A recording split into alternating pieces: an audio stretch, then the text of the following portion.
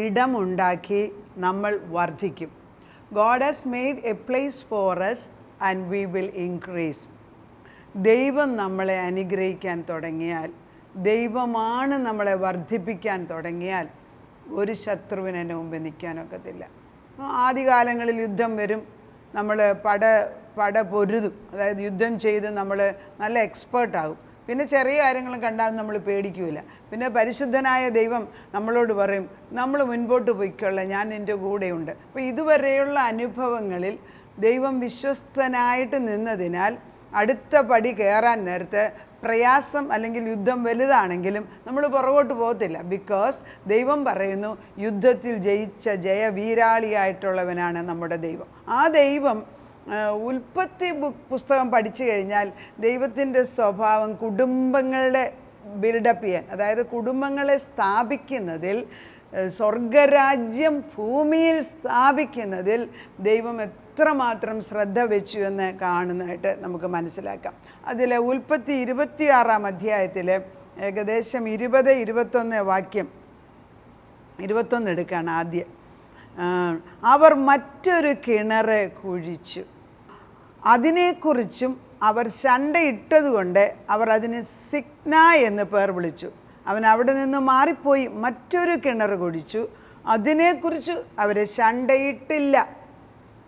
യഹോവ ഇപ്പോൾ നമുക്ക് ഇടമുണ്ടാക്കി നാം ദേശത്തെ വർദ്ധിക്കുമെന്ന് പറഞ്ഞ് അവൻ അതിന് രഹോബോത്ത് എന്ന് പേരിട്ടു.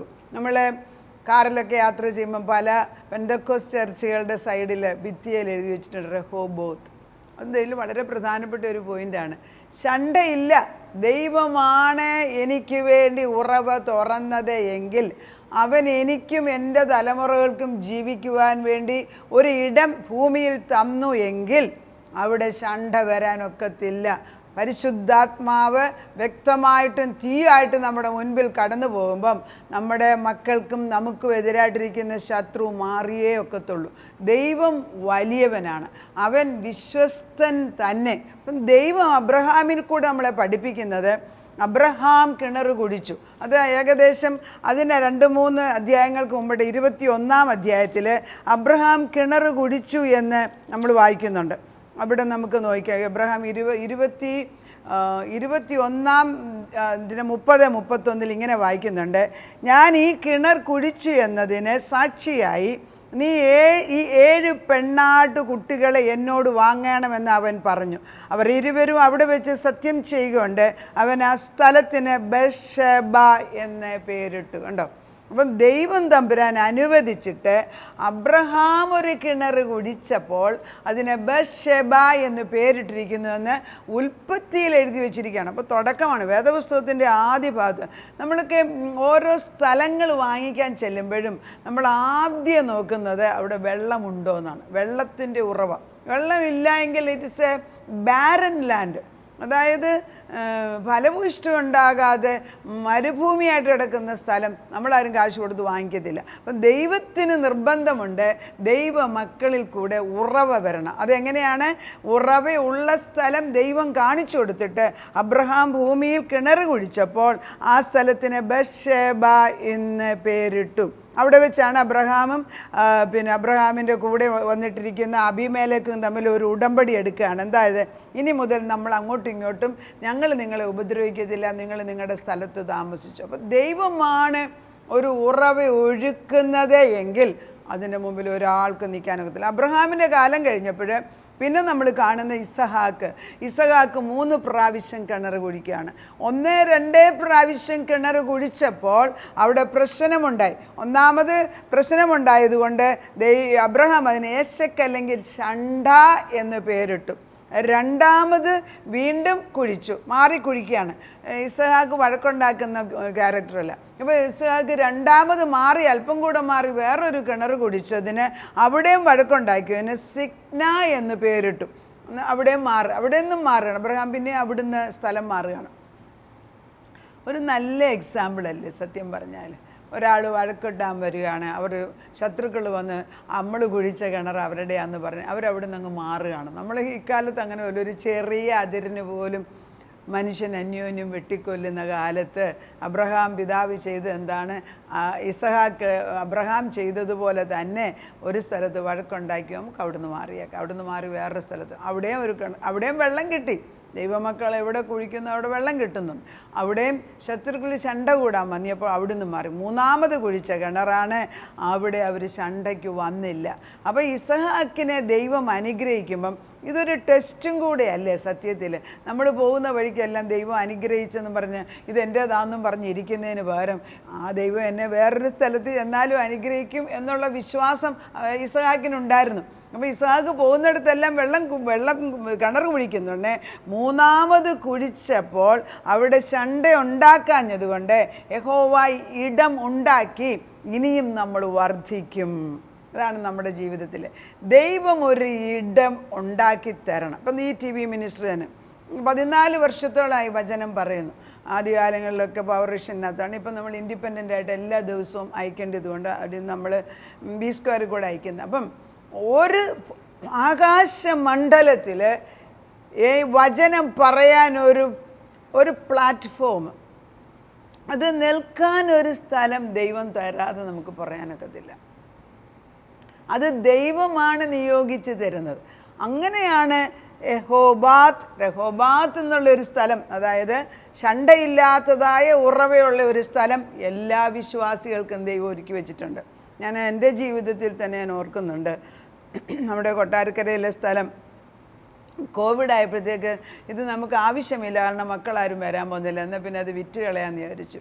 നമ്മളന്ന് ബൈബിൾ കോളേജ് തുടങ്ങണം എന്നൊക്കെ വിചാരിച്ചാണ് ആ സ്ഥലം അവിടെ വാങ്ങിച്ചത്. ഒന്നും ചെയ്തില്ല, ദൈവം ചെയ്യിപ്പിച്ചില്ല ആ സമയത്ത്.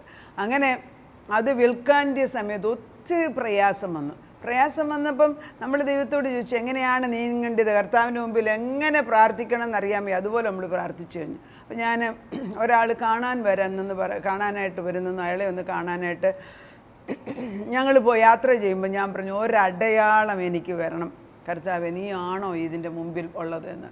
ഞാൻ കാർ ഇറങ്ങി റോഡിലോട്ട് ഇറങ്ങിയപ്പം ഏതോ ഒരു പെന്തക്കോസ്റ്റൽ ചർച്ചിൻ്റെ സൈഡിൽ രഹോബോത്ത് എന്ന് എഴുതി വെച്ചിരിക്കുന്നത് ഞാൻ കണ്ടു. രഹോബോത്ത് എന്ന് എഴുതിയപ്പം എൻ്റെ മനസ്സിലുണ്ടായി, ദൈവം ഒരു ഇടം കണ്ടുപിടിച്ചിരിക്കുന്നു, ഞങ്ങൾ വർദ്ധിക്കും. അപ്പോൾ ഞാൻ ദൈവത്തോട് തിരിച്ചു പറഞ്ഞു, നീ ഒരടയാളം തന്നതിന് ഞാൻ നിനക്ക് നന്ദി പറയുന്നു. അങ്ങനെ നമ്മൾ ആ സ്ഥലം അന്ന് കണ്ട ആൾക്ക് കൊടുക്കാനിടയായി. അത് കഴിഞ്ഞിട്ടാണ് ഞങ്ങൾ തിരുവല്ലയ്ക്ക് കടന്നു വന്നത്. അപ്പം ദൈവം ശണ്ടയില്ലാത്തതും നമുക്ക് വർദ്ധിക്കാൻ പറ്റിയതും നമ്മൾക്ക് ആകാശമണ്ഡലത്തിലും ഭൂമിയിലും നിൽക്കാനായിട്ട് ഒരു കാൽ വെക്കാൻ ഒരു പ്ലാറ്റ്ഫോം അല്ലെങ്കിൽ ഒരു സ്ഥലം നമുക്ക് തരുന്നത് ദൈവത്തിൻ്റെതാണ് എങ്കിൽ അവിടെ ശണ്ടയില്ല. ശരിയല്ലേ? ഇസഹാക്ക് 2 പ്രാവശ്യം മാറി. നമ്മൾ ചെയ്യുമോ? ആദ്യത്തെ അനുഗ്രഹം മാറ്റി, രണ്ടാമത്തെ അനുഗ്രഹം മാറി, മൂന്നാമതൊരു സ്ഥലത്ത് ചെന്നപ്പോൾ അനുഗ്രഹം കിട്ടിയെന്ന് പറയുമ്പം അവിടെ ശണ്ടയില്ല.